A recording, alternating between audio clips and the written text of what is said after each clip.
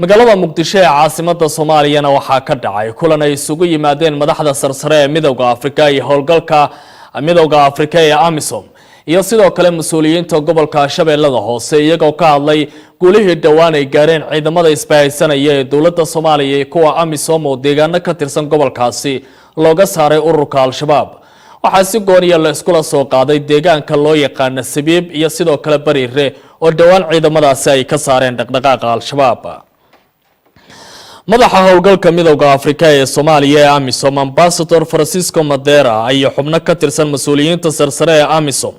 ayaa waxay kulan la qaateen hogaamiyaal ka socda gobolka Shabeelaha hoose ee Koonfur Galbeed Soomaaliya si ay uga wada hadlaan weerarada Alshabaab looga saarayo qaybo ka mid ah dalka Soomaaliya. kulanka oo ahaa mid oo albaabada u xirnaa ayaa dhacay Sabtidii shalay oo aynu ka soo gudubnay waxaana si toos ah looga niqaashay howlgalladii ugu dambeeyay ee ururka Alshabaab looga saaray deegaano ka tirsan gobolkaasi Shabeelaha hoose. kulanka ayaa ka dhacay xarunta sare ee ku leeyihiin madaxda AMISOM ee magaalada Muqdisho waxaana ka mid ahaa dadkii gobolka Shabeelaha hoose ku metelaya madaxdooda Ibrahim Aadan Cali oo ah gudoomiyaha gobolkaasi Shabeelaha hoose, taliyaha ciidamada booliiska ee gobolkaasi Cornel Cabdi Ibrahim Jaamac iyo ku-xigeenka dhinaca maaliyadda ee gudoomiyaha gobolka Shabeelaha hoose Cabdifataax Cabdulla Yuusuf.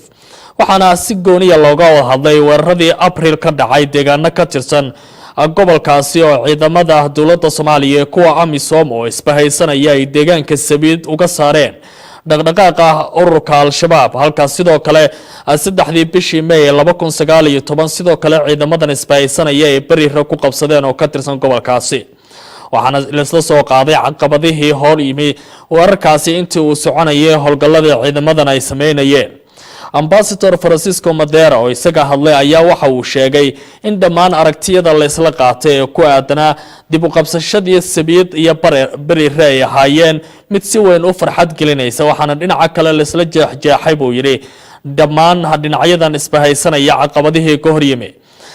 gobolka Shabeelaha hoose ayaa waxa uu ka mid yahay deegaanada sida weyn ay uga dhacayaan dagaalada looga soo horjeedo ururka Alshabaab iyadoo ciidamada dawladda iyo kuwa AMISOM isbahaysanaya ay weeraro toos ah qaadayeen halka ciidamada Mareykanku iyo kuwa danab oo isbahaysanaya Soomaaliya ka tirsan ay weeraro dhanka cirka ay ka fulinayeen deegaanadaasi.